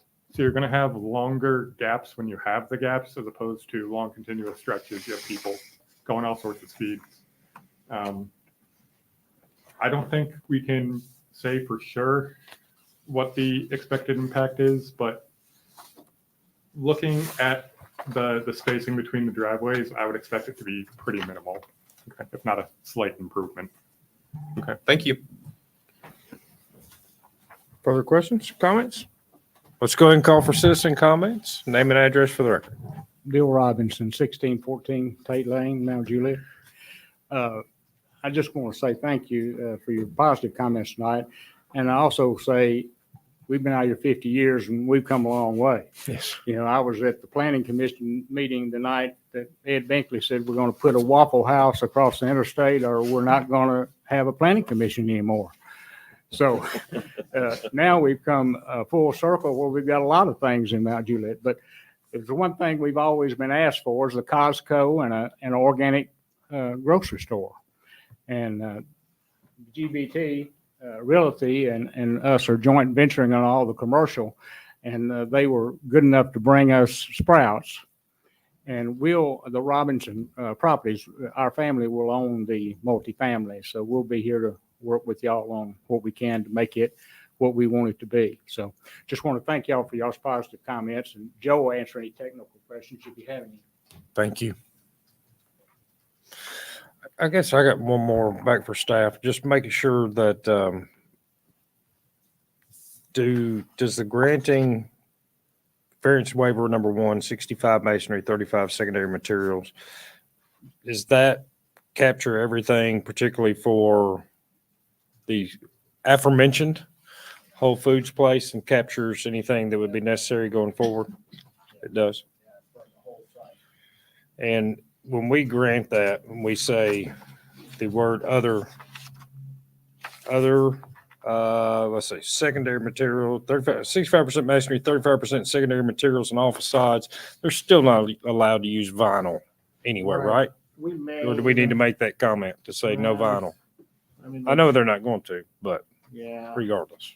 Actually, yeah, that would be fine to add it to the conditions like vinyl not permitted as a secondary material. Meant to bring that up earlier on the other one where we approved that on the facade. On the, I like the variations of facades, but just no vinyl. Right. I think they specified on that last one what it's a fiber cement siding. So, yeah, this one could, actually, no, I take it back. I thought it was in there. Number 13, vinyl and metal should not be permitted as secondary material. Very well. So, covered. Well done, sir. Name and address for the record. Good evening again, Joe Haddock, CSDG 2305 Klein Avenue. Again, not a whole lot of comments. As usual, staff's been great to work with on this one. The project really does speak for itself. We put a lot of time and effort onto this one, so appreciate everybody noticing. Just a couple questions or comments. The 1.5 spaces per 1-bedroom unit. To my knowledge, the last 3 multifamily projects y'all have approved, that has been the requirement for a 1-bedroom unit. Enclave at Providence, Pleasant Grove, and Town Center Providence. So there's a weird caveat within the code. If you look at the standard parking chart, it says 1.5 per 1, 2 per 2 or 3. And then elsewhere in the code, it does mention 2 per unit. So it's like either or in the code. But it has been done recently, just for everybody's own knowledge. I think we're good. We almost had a question, John, on number 8, which was the landscape buffer between the residential and commercial. We do intend to have some enhanced landscaping between the uses. We just didn't want to fully define like D buffer or B buffer. So there is some landscaping intended to be placed there. We did work with staff to really minimize parking adjacent to Mount Juliet Road and slide those buildings as close to the road right away as possible. Planning and zoning 18, John mentioned that at this time with our current grading schematic, we are anticipating a small retaining wall between probably lot 2 and the road right away, which really is going to prohibit a direct sidewalk connection to the road right away or to the Mount Juliet Road right away. We are providing sidewalks on both sides of our new ingress road, which are ADA accessible all the way through. We feel like providing from the out parcel connection to that internal roadway, which then gives access back out to Mount Juliet roadway, achieves the intent of the code. So we would ask that planning and zoning 18, comment number 18 either be amended or removed. And then public works comment 13, kind of the same thing. The multifamily lot does not have direct access to Mount Juliet Road. As currently drawn, we're providing the pedestrian access via the internal roadway. So we would ask for that requirement to have a direct pedestrian connection from the multifamily to Mount Juliet Road be removed. Last but not least, the developer respectfully requests that the black powder coated cart corrals instead of a galvanized aluminum be approved in lieu of a curb and gutter cart corral. So a more decorative style cart corral in the parking lot, black powder coated, black painted, similar to what has been the requirement on all the signposts of late. I believe they're only anticipating 3 corrals as noted. It's not, while it is a grocer, it is not a boutique grocer, but on the smaller side of what you would anticipate seeing at Kroger or Publix. So we'd respectfully request your consideration on that item as well. What number did that fall under, Joe? That was planning and zoning 15.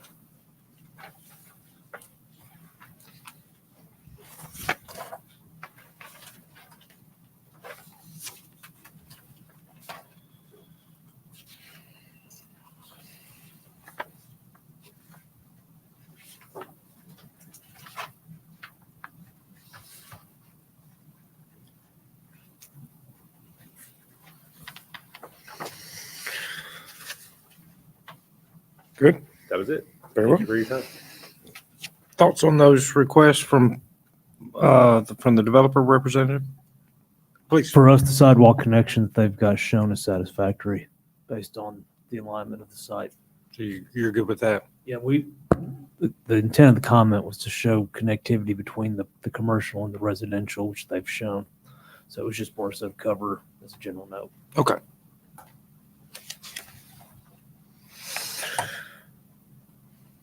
Further questions? This time we'll close citizen comments, and at that time, we're looking for a recommendation in regards to this item on our agenda. Please, Commissioner Hefner. Motion for positive recommendation to the Board of Commissioners to carry staff comments and also the respectful requests by the developer's representative from Civil Site, which staff commented, supported. I think I captured all that. Planning and zoning comment 15 and 18 Correct. to be removed, and engineering 13. Correct. Thank you. Okay, just make sure it's on there. No, you got it. Appreciate it. Is there a second on that? It gives us a motion and a second. All those in favor signify by saying aye and raising your hand. Aye. Against? Abstentions? That is a positive recommendation.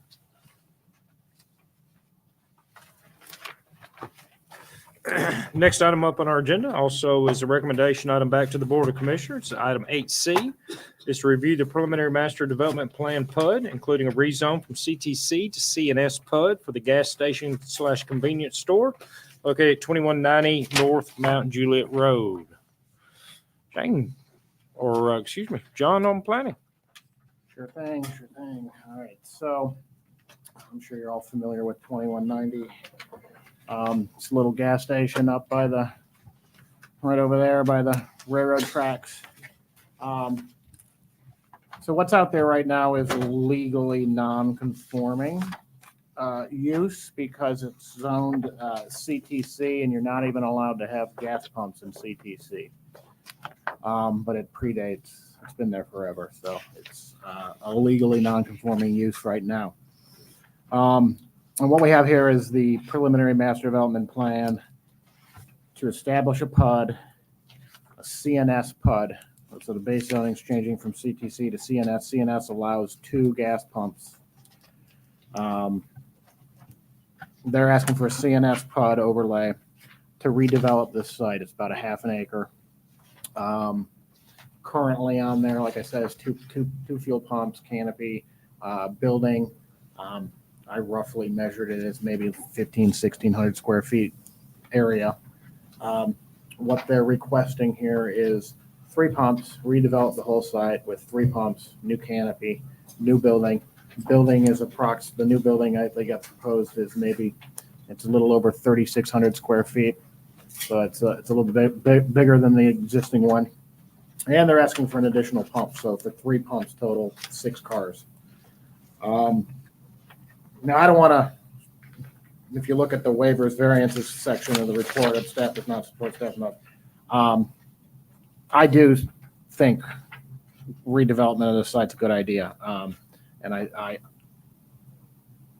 will say, like, a lot of these, look at them and it's up to you guys to decide. I mean, if you want to grant any of these, but there's some, I guess I put does not support is like to point out some of the challenges here because it is a small site.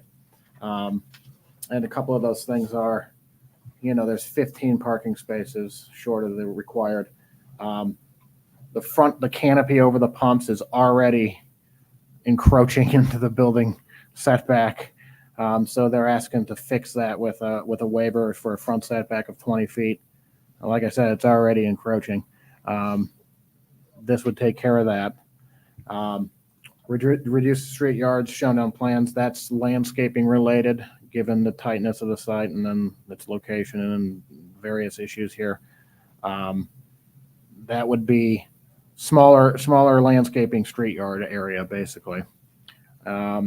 Impervious surfaces increase 70 to 80, from 70 to 80. And then three pumps in lieu of two, because in CNS, as I said, you're allowed to have two pumps by right, but they're asking for three. And then secondary materials, very, very minimal on this one. Staff supports, they've got secondary material on the canopy only, on the ends of the canopy, on the gable ends. So not a lot of secondary materials here. Those are some of the things that they're asking for, right? Okay. And then the other issue is, the other big issue I'd like to point out is that if this goes forward, that you'll see on the plans that some of the access around the north side of the building is enabled by the fact that they're using the rail right away. And I think Shane touched on this a minute ago, was we need to get some okay from the rail line people, owner or whatever, that allows that, because it's, those northern parking spaces where you wouldn't be able to get to them if it wasn't for the rail right away there. So, it's got some things to think about here, but I think staff definitely does support redevelopment of that site. It would be a good improvement to that area over there to have a new building, new pumps, new facility over there. Just gotta sort through some of these issues on here and see what works and what doesn't. But you would be looking at a brand new development over there rather than what's currently in place with its challenges and stuff. So, planning does recommend, we're going to recommend forwarding this to the Board of Commissioners with a positive recommendation, but I'm sure there'll be some discussion on some of the waivers. I guess that's all I have. Beyond that, though, I think the conditions that we have here, there's not a huge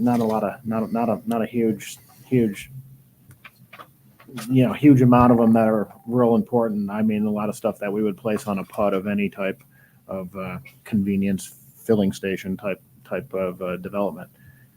So I'll leave it at that. If you got any questions, let me know. Very well. Thank you. Shane, Public Works? I think already said Even though we've already heard it. I apologize for that. You get tunnel vision sometimes and you don't even realize you're looking at the wrong thing. Like John said, any construction activities, any access, any parking within the railroad right of way, we need to have written proof of that. And outside of those comments, everything's pretty standard, and we recommend a positive recommendation back with our comments. What happens if we don't get written improvement? They can put a bush up, fence up. They can keep you off that right away, right? Yeah, they're pretty territorial about their right of way. Yes, I'm aware. Everything that's shaded on sheet 100-foot right of way. C200. It's pretty wide. Shrubbery, they'll sue. Yeah. Just make you stay off their property, Yeah. basically. I'm going to give an initial thought of what I see on this right here. I agree that it needs to be redeveloped. I think this whole area has just gotten very busy lately. It'd be nice to see this redeveloped. I mean, the facade of the building, everything looks nice. Certainly better than what we see out there right now. But I also feel like that we got a big trade-off right there. I got to agree with staff. I mean, it's got no competition.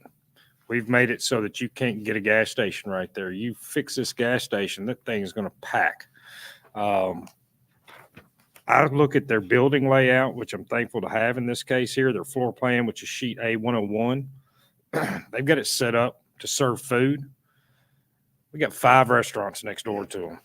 You kick that food out of here, this building shrinks up for your core convenience store gas station model that is out there. I mean, half the restaurant or half the convenience stores I go in, they start with a food service in them. They ain't even selling any food. They're not even doing anything anymore. Most of them are shut down or empty, or You look in some of them and they're storing lawnmowers and everything else. And I mean, in that section of their building, I mean, it's a fact, it's what they're doing. And I think that the square foot, it's a 23,000 square foot building. I mean, that's massive. That's a big building. I mean, you guys, that's a big building.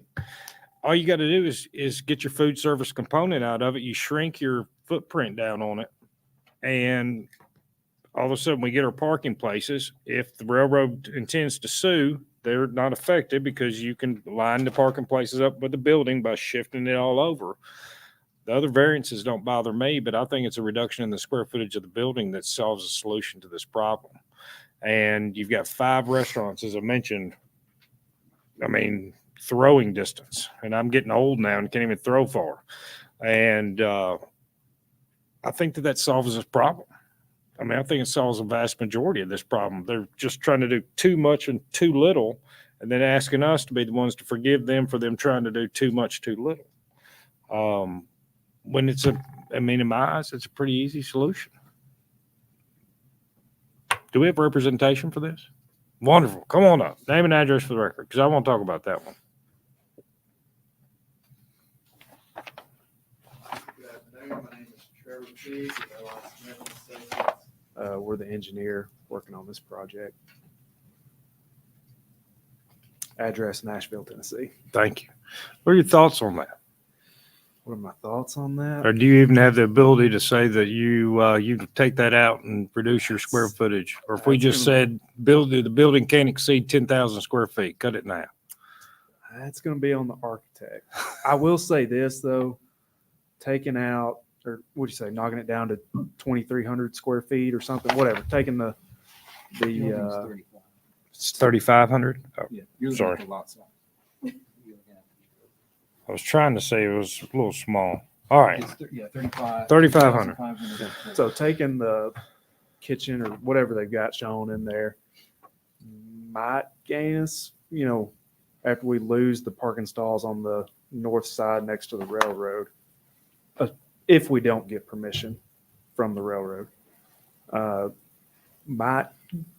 don't know that it would gain us any back on parking. We'd have to reduce it dramatically to. But it makes your parking functional should the right of way get taken from you. Because then your parking, if you get that right of way taken from you from the rail, according to this, that there's 4 or 5 spaces to the north side of your building become unfunctional if they say you can't drive on my property. Absolutely. So then we got a big problem. Yeah.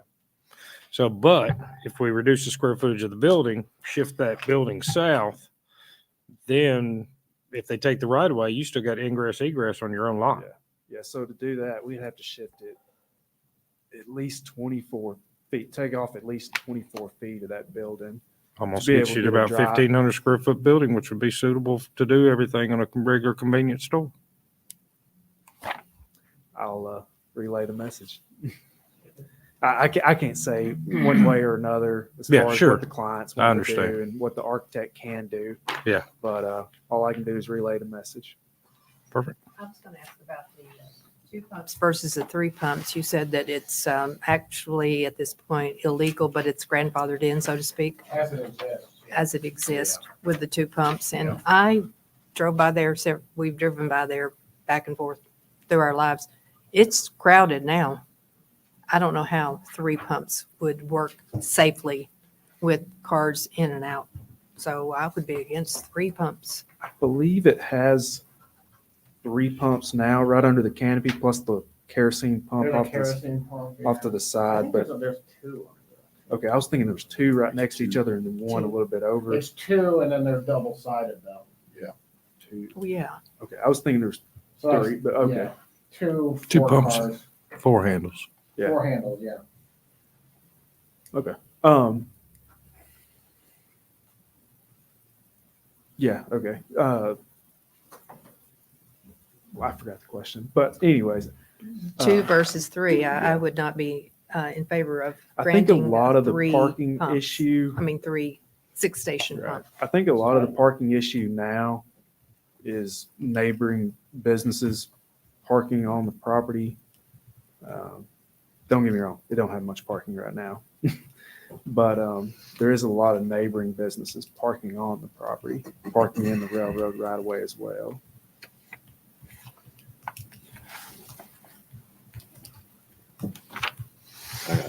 I'm not saying there's a solution to Sure.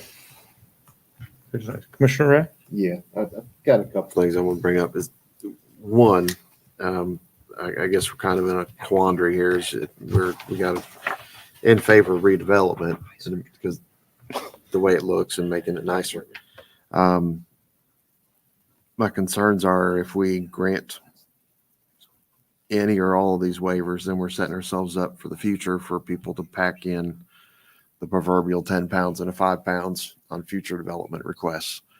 So that makes me a bit uneasy, specifically the parking and the canopy encroachment. Even though it's there today, I don't think I can support that moving forward because that would set us up to have to consider it on future development as well. The other thing that bothers me, and I don't know that this is totally within your control, but right in front of that southern entrance is the left turn lane for people going southbound. And I remember when I first moved here, I needed to go up there and get something. I don't remember what it was, but I went to go get something. And at the stoplight, light turns green, you start going. There's no place for you to really stop without getting rear-ended. So I cut over in that left turn lane. Next thing I know, the blue lights were turning on behind me, telling me I shouldn't have been doing what I was doing. But I didn't see a safe alternative at the time. And I think a lot of people feel that same way. If you're heading northbound, there's just not a good alternative for getting into that site. And that bothers me. And it's just immediately north of that signal. Don't know what you can do to fix that. I'm just making that comment. That's all I got. Equally so, you don't want people coming out of there and turning left to try to go northbound, and Yep. they will try. Yep. No, they do. And I think I agree with everything staff says. I agree with everything my fellow commissioners have said. I think we've got a lot of issues here that are not little things. I think we've got some fundamental issues in the plan. I would encourage, would you be willing to defer it a month, work with staff on the comments we've given you and try to give us a better plan that we would feel more comfortable recommending to the BOC? Sure. Yeah, I mean, it's completely up to you guys. But How much time do you think you would need? Month, 2 months? less than a month. Okay. So if we just deferred at one meeting, you think that you could kind of address some of the concerns we're having? Yeah, Okay. I'm really not sure. You know, we've been going back and forth with John and Shane on this for many months now, kind of to a point where the variances we're asking for are just deal or no deal on the project. It's going to make or break some of them. But yeah, I mean, we can definitely try to look at it again. And Yeah, I think I agree with Chairman Winchester. The building's just far too large for the lot size that you've got, trying to incorporate everything in. You know, the blessing and curse about the property is that you're grandfathered in, so you are able to operate as now, but when you decide to redevelop, you've got to bring it back to the current city codes. So you've got the blessing of being able to operate now, but if you want to redevelop, you've got to kind of deal with the backside of getting it up to where everybody else around you is. So if there's not an objection from the Planning Commission, I think I would make a motion to defer one meeting. We can't. He's got to. I'm sorry. Yeah. Yeah. Before we defer it, yeah. Yeah, did you have some more you wanted? I think he has to request the deferral, not us. Sure. Yeah. Okay, good point. In 3 pumps, and I do agree. On paper, yeah, it looks like it'll work. And I'm looking at some of these. I think these are driving patterns coming in and out of the site. Yeah. I mean, you look at that. That tells you right there. That tells you the story right there on some of these driving patterns. It looks. I mean, zigging, zagging around. I think in all practicality that you're going to have 3 pumps. It's going to be crowded, and you're only going to have 2 cars being able to pull in there and pump gas anyways. That's just my practical opinion on that. As far as the driving patterns go, we were showing kind of the worst case scenarios. I think it's pretty Accurate. close, pretty accurate. And they're running east and west, if I'm looking at this correctly. And today the pumps are running north and south, which makes it the flow of traffic. And trust me, don't get me wrong, talk about blessings. That has not been a blessing to look at, having driven by there for the last, since 2007. So I am all in favor of redeveloping this property, but at a point where it makes sense and it's not going to be detrimental, right? We're looking at the aesthetics aspects of what the building looks like today, looking forward to what the new building looks like, but we can't approve something that's going to end up being detrimental to the traffic and potentially public safety of people walking in and out of the store. And so I think reducing it down to 2 pumps, these 2 pumps today, which are barely being used, I think that would help solve a lot of the problems that we're seeing at least I'm seeing on this site. So something to take back, consider, see what those traffic flows look like with 2 pumps. That was really my biggest concern about it. Otherwise, I'd love to see this site developed.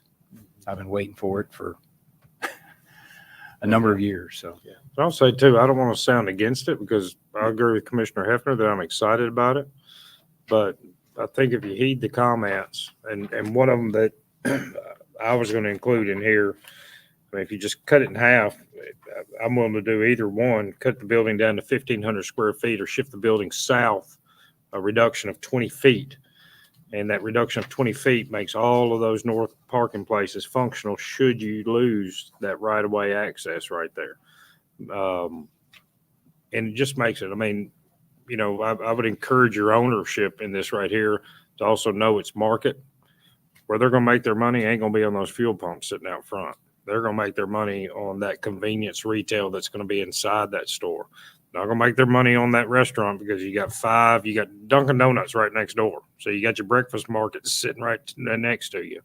And then you've got multiple lunch options sitting right there. So it's really not going to be what's going to get it. It's going to be that convenience retail. It's going to be convenience gas pump because we want a big one. We can go to Speedways, the Thorntons, the Mapcos or Circle Ks, whatever they are now. And you can go to your super convenience store, I guess, as they say, or a Wawa possibly coming here to town as well. But got an opportunity to do something really nice that'll be harmonic and balanced within that site itself. And I think that you'll have great success with it. But know their market as well, and that's what we're trying to do right here is knowing our market to try to make their product, their end result, a little bit better and make it a little bit better also for our citizens and community. They're going to use it because they got no competition. I mean, and I don't see this body allowing any more to come. So they're midway. You either got to go all the way to Lebanon Road or you go all the way to 40 to get that, to get what they are going to offer and do it right. And I think they'll get great success. Any other comments that we want included here? The time for the opening of the store. What are the timelines? Is that expected? Are they open now early, closed? Is it 24-hour? What's going on with their anticipated currently right now? I'm not sure. They close like 7 or 8 right now. They're not doing much over there right now. Mm-hmm.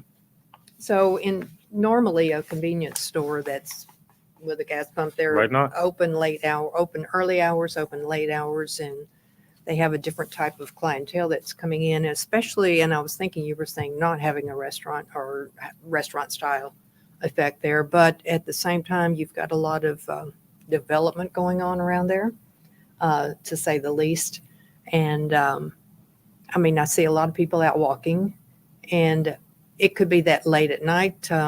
There's, if they decide, if they were to decide to change their hours of operation with the new store, it could be beneficial for those people living in that area, not necessarily that big of a unit.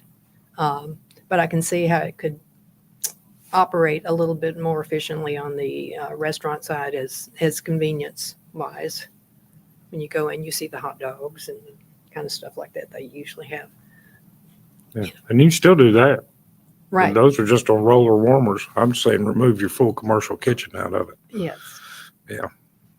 Because Right. full commercial kitchens are the ones that are lawnmower storage and stuff like that. They are. Can I ask a couple what ifs? So if we can get permission from the railroad and they write something that says you're good to go, would the commission be in favor of full-size building at that point? I don't think I personally would. Okay. I can only speak for myself. Even if we can. And I get to the think I parking agree with other stalls? commissioners too, that 2 pumps would be great right there.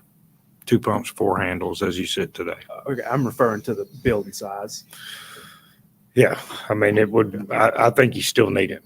I mean, that can be taken away from you in a heartbeat, even if they give you a letter. Their letter probably about as good as a letterhead that's going to come to you on. Gotcha. Because as they'll say as well, these guys probably work with the railroad more than I do. But I got several friends that do work for the railroad, and it's their way or the railway. And with the pumps, is the main concern the setback or the flow of traffic? Ingress, egress. Okay. Hands down. Okay. Yeah, especially with the median, the way it is right there in front of this, and the proximity to the rail itself, with having the planter or the raised curb right there through that area. Okay. Questions, comments? Would you like to request a deferral? Yes. That's a request for deferral. And what's that? 30 days? 1 month? It's 1 month deferral. Very well. Thank you. Thanks, everybody.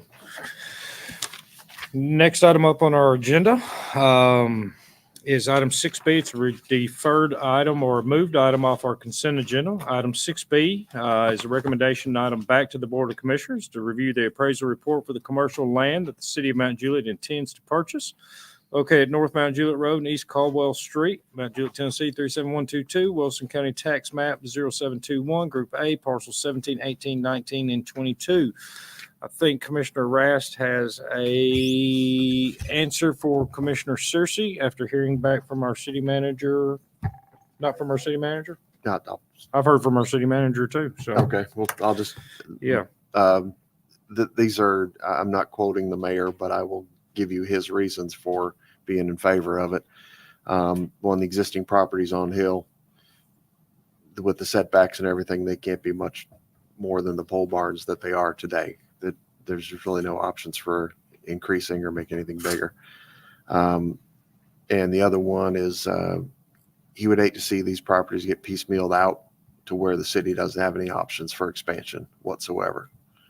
And then the city can go back in and master plan something that's a win that we consider our actual downtown in the future.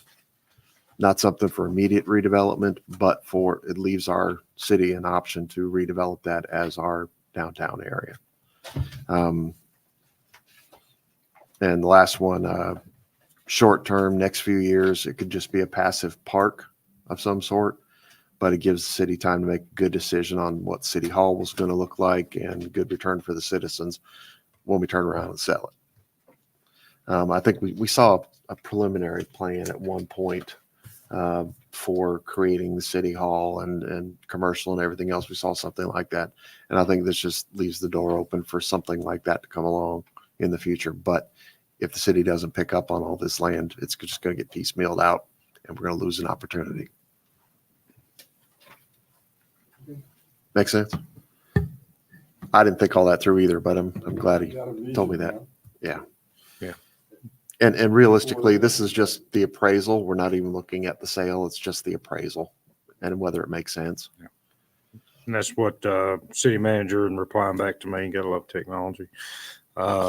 he said just studying the idea would be City Hall, Passive Park, et cetera. Just being able to provide the Board of Commissioners potential options for potential redevelopment of this area through here as well. So it's not a purchase, but just saying, hey, here's the dollar that would cost should we want to invest in an expansion from the city standpoint right here in this area. So that was his reply. And a very great question.